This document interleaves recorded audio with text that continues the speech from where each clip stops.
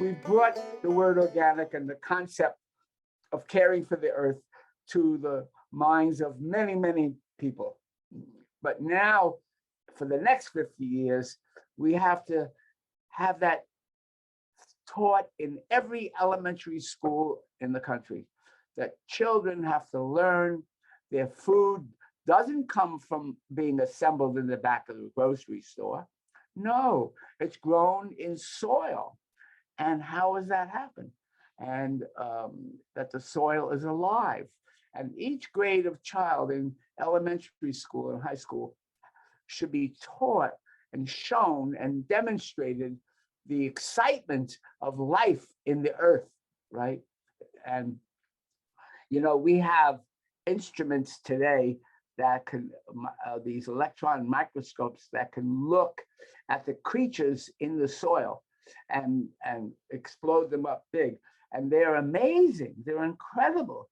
I have a book called Tales from the Underground, and it's all about the creatures in the earth under the soil. And children would be astounded. They would go crazy to see these pictures of these kind of weird looking, odd creatures like water bears. Have you ever seen a water bear? It's like amazing, right? See a picture of a water bear. And others, like there's millions of creatures living in the soil, millions. You know, in a little teaspoon, you could have 1 billion different creatures in a teaspoon of soil. 1 billion. They're all microscopic. You can't see them unless you had very, very expensive instruments. But the reality is that we're walking on an environment that's teeming with life, so long as you're not walking on American farmland. Because American farmland, where they're growing corn and soybeans to fatten sick cows, right, and dying chickens, that farmland is dead. That's just yellow powder. There's no growth and no life there. It's an aside, right? I didn't mean to be negative, but you know, when you're walking there, you're not walking over this wonderful field of life, right? Anyway, so I think that's what we could do. We could commit ourselves to having soil and agriculture and food and life taught in every elementary and high school in the country. That's a goal I feel NOFA should commit itself to, in addition to growing food and making a living. Continue with the focus on local. Make it abundantly clear that the way soil is managed affects the soil's ability to act as a carbon sink for atmospheric carbon dioxide. In fact, I think I'm going to call that the most important. Because sustainability that includes this carbon dioxide problem that is really scary.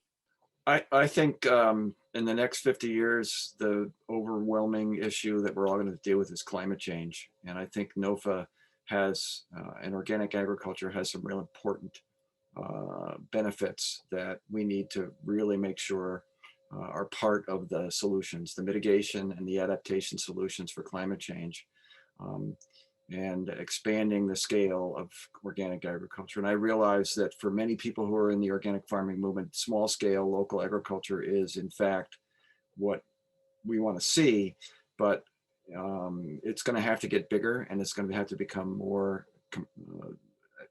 a larger scale in many parts of the country. And while that may not be appealing from a sociological and cultural perspective, we're going to have to do that if we're going to solve this problem of climate change. We're going to have to start sequestering more carbon in soils and on a scale that no one has ever imagined before. And so I think that's part of the big challenge of the next 50 years. You know, in the end, all politics is local. And I do believe that we need to be a more political voice in New Hampshire. When you look at some of the recent legislation having nothing to do with agriculture, having to do with social and environmental policy, you realize that the gestalt of what NOFA stands for, of what organic stands for, the mindset, the notion of preventative health care, the notion of environmental stewardship, the notion of renewable energy and reversing climate change. We have to be a presence, and it starts in the town halls, and who we elect to the State House matters. Who we elect to the Executive Council matters. And so I would like to see, and it's important to also say that a lot of the national organic and even statewide national or statewide environmental groups don't even reference organic, even though it's the solution to so much of what they're working on. So we have to embed ourselves and build a culture that is not inward looking, but is outward looking, that looks at our role in society. We need policy matters, and we need it. For no other reason, it leverages, research funding and so forth, but we need regulation. And here in New Hampshire, unfortunately, on any number of environmental counts, we're losing right now the war. This current legislature, this current administration is not going in the right direction. The State Department of Agriculture is iffy on organic and needs to become much more appreciative of the contribution organic can make to our state. So that means we need to, educate and advocate and organize to be more of a political presence. I guess the energy concerns and really focusing on plastic and trash and how to be innovative with all the mess that we've made. Packaging. Yeah. Yeah. We send a lot of plastic out in the world in our maple syrup jugs. We do as much glass as we can.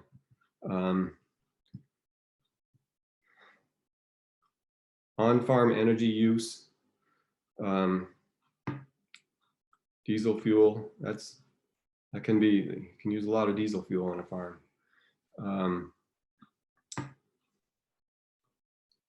We've tried to use the wind and the sun and biodiesel, and actually we do that, but it takes extra effort. It's hard to say. 50 years ago, we never would have imagined talking to you on a computer screen. Right. I don't think we'll be around in 50 years. So it's hard to. I would say embrace new technology that's appropriate,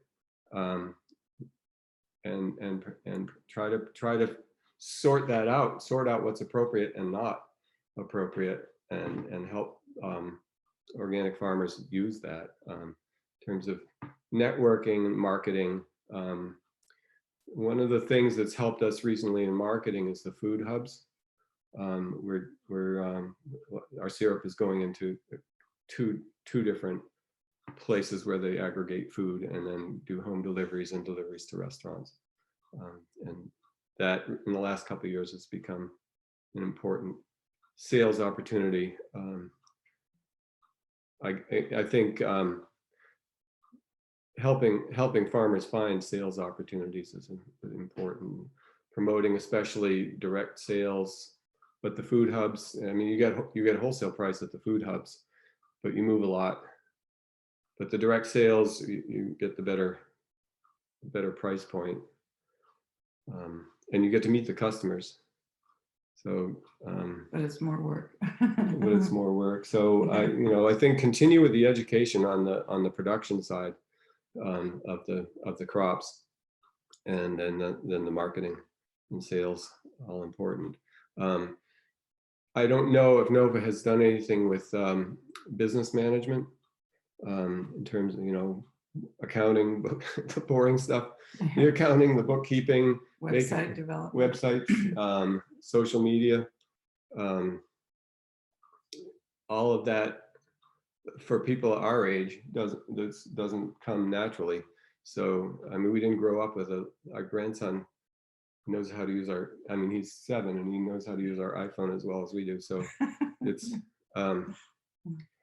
we're all in this together. We're in one small planet, and we've got to maintain it. And so I think solving these problems are going to be the important things to do. And just where NOFA New Hampshire specifically fits in on these projects, I think it's, I think we just have to open ourselves and say, you know, what are our problems and how can we work together to solve these, whether it's, you know, sharing of the land so that the land is used and not, well, several things on the land. One is there's conservation easements so that it is not good farmland and productive land. And well, actually a lot of the unproductive land, which is important for our whole society, is not overdeveloped, is not turned into, you know, parking lots and strip malls and many other things.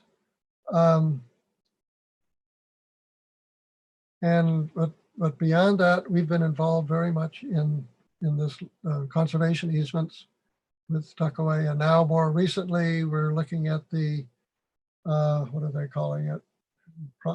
Laurel, the Agricultural easement. yeah, agricultural easements, and that the land not only if it's sold has to stay in productive agriculture rather than someone buying it and just sitting on it, that it needs to be in the productive thing, and mechanisms to keep it so that farmers can afford to be on that, either in the lease arrangement or purchase arrangement.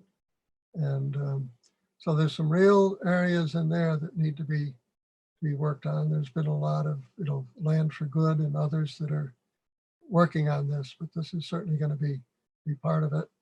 And I think it's, yeah, getting the new young people onto the land. So much food is produced, packaged somewhere else and shipped here.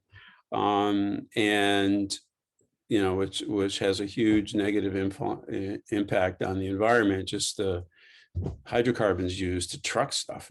And that buying things more locally is, you know, obviously important. It certainly has happened a lot more from what I understand because of the pandemic, that would continue. So pushing in that direction, I think on, I guess you would say, on the marketing side of agriculture, and also that I think continued support for you know, new farmers that are coming in. There are times that I've thought about coming down to a board meeting and just kind of sneaking in because nobody would know who I am, just checking up to make sure you guys are doing a good job. And I'm telling you, everything I've seen is just top notch. So if I were to put down a sound bite, I would say the most important thing NOFA can do for the next 50 years is be around for the next 50 years.